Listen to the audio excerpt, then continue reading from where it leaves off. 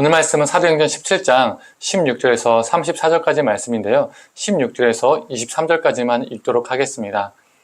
바울이 아덴에서 그들을 기다리다가 그 성에 우상이 가득한 것을 보고 마음에 격분하여 회당에서는 유대인과 경건한 사람들과 또 장터에서는 날마다 만나는 사람들과 변론하니 어떤 에피쿠로스와 스토아 철학자들도 바울과 쟁론할세 어떤 사람은 이르되 이 말쟁이가 무슨 말을 하고자 하느냐 하고 어떤 사람은 이르되 이방신들을 전하는 사람인가 보다 하니 이는 바울이 예수와 부활을 전하기 때문이로라.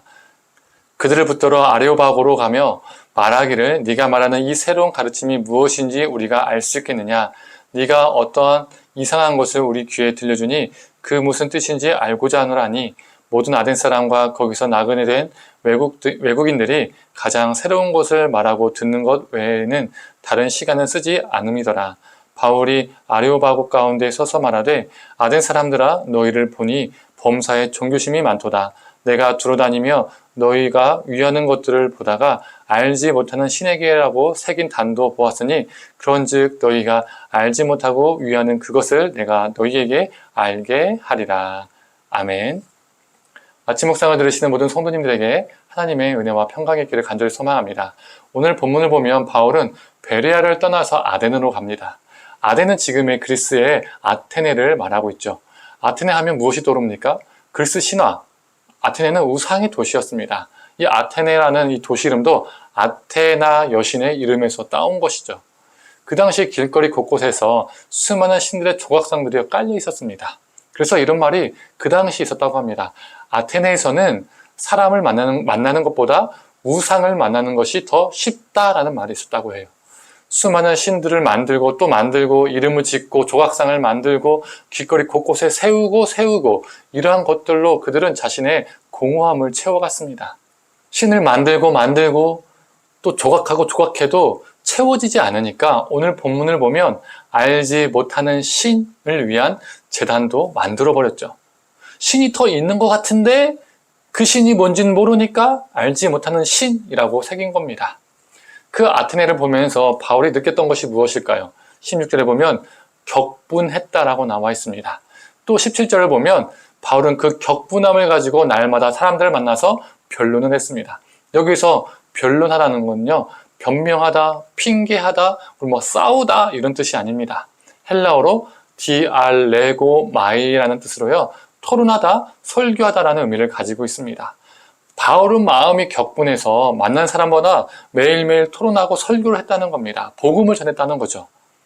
너희가 알지 못하는 신, 그 신을 내가 알려주겠다. 너희들은 종교성에 많아서 길거리 곳곳에서 수많은 신상들을 만들어 놓고 그것을 의지하며 살지만 금이나 은이나 돌에 다 새기지 않은, 사람의 손으로 만들지 않은 참된 분이 계시다. 그분은 바로 예수 그리스도시다. 우리 인류의 모든 시간대와 땅의 모든 경계 속에서 존재하시는 분이시다. 그래서 너희가 찾고자 한다면 만날 수 있는 분이다. 또 하나님은 예수님을 죽은 자 가운데서 부활시키셔서 살리셔서 우리에게 증거를 주셨다라고 바울은 늘 토론하고 설교하며 지냈던 것이죠. 이렇게 격분함을 가지고 그는 변론했습니다. 그런데 여기에서 격분하다는 이 단어는요, 누군가를 미워하다, 짜증내다, 화내다 이런 의미를 가지고 있지 않습니다. 격분하다란 말은 헬라어로 파록시노라는 단어입니다. 이 단어는요, 절망하다라는 의미를 가지고 있어요. 바울은 짜증나서 감정적인 화가 나서 사람들과 변론한 것이 아니라 우상이 가득 찬 아테네의 그 모습을 보고 헛된 우상을 잡고 살아가는 그 사람들을 보고 절망했다는 겁니다. 절망했다는 것은요, 절실했다는 겁니다. 절박했다는 것을 말해주는 거죠.